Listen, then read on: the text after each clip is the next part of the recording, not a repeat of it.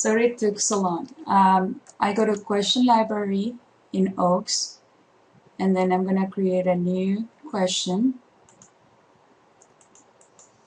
and it's going to be a fill in the blanks question. So you can put the title,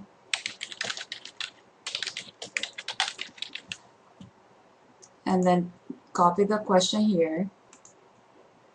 I always like to select in red the question that they need to answer, so it kind of highlights from the rest of the questions. Here I can add as many answers as I want. So like, I always like to enter the positive and the negative value just in case students use one or the other. And the weight, I'm going to assign it on the end because this is kind of the weight of the whole question. So you're going to just put 100 here, or the whole question will be right. And then on the next question, I say, let's assume I want to see what is the sample proportion as a separate step. If you don't want that, then you can just keep it. And again, I select it, and I usually change the color again to separate it from the rest. I can even put a bold and maybe increase the size a little bit. In this case, we don't have any more answers, so I have to go on the top and say add blank. So when I come down, now after the text, I have answers here. And that would be 0.5680. Oh.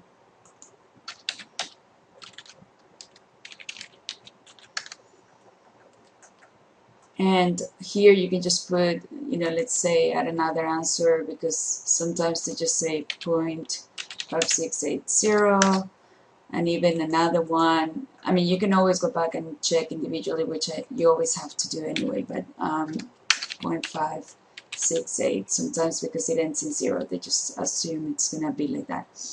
And now we need another question here that asks as a third step for the margin of error. So I'm going to create a text, and after the text you're going to need a blank, so you can also create one here under question text.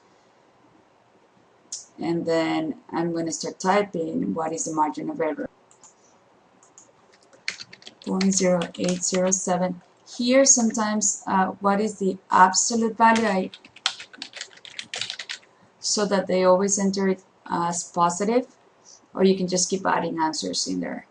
And then the last one is, well, two more. What is the lower limit and what is the upper limit? So I'm going to create one more text. You can create text, then go back, create an answer for the lower, and then go back and create a text again and a blank.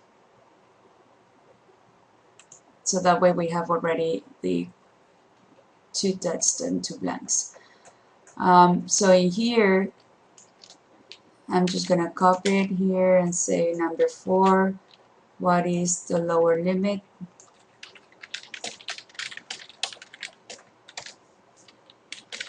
For the confidence interval. And again, I select it and expand the formatting. I choose like a red, bold, and increase to 10. That usually kind of highlights something, not bolded. Highlights everything.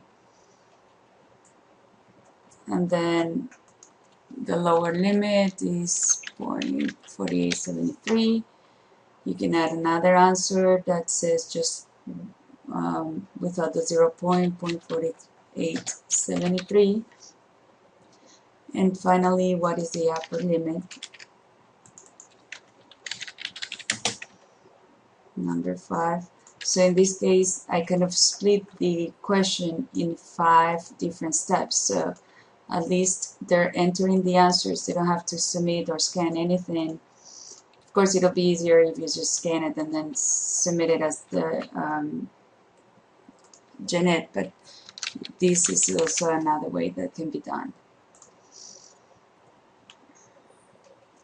And then, oops, 0.6487. And now I'm going to go ahead and split the points. So I assign whatever points I want to each. And the points, for instance, if I say, well, I really think that the z-score is maybe 10%, so I just say 10 for all the answers under the z-score. And then sample proportion, I'm going to just say also 10.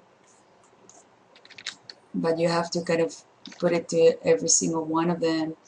The margin of error, let's say I want to put 40 here, or 50, and then 15 for each of the answers here. So you can split the points whatever you want. You can even give the feedback here, kind of going step by step on what is the answer. So when they look at the answers, they have the feedback. And then I can just save it. And I'm going to go and preview. So this is how the student will look at it, not like this. It will look at this. So that's why it's important to highlight the different answers in red so that it can separate and they know exactly what they need to answer in each of the questions.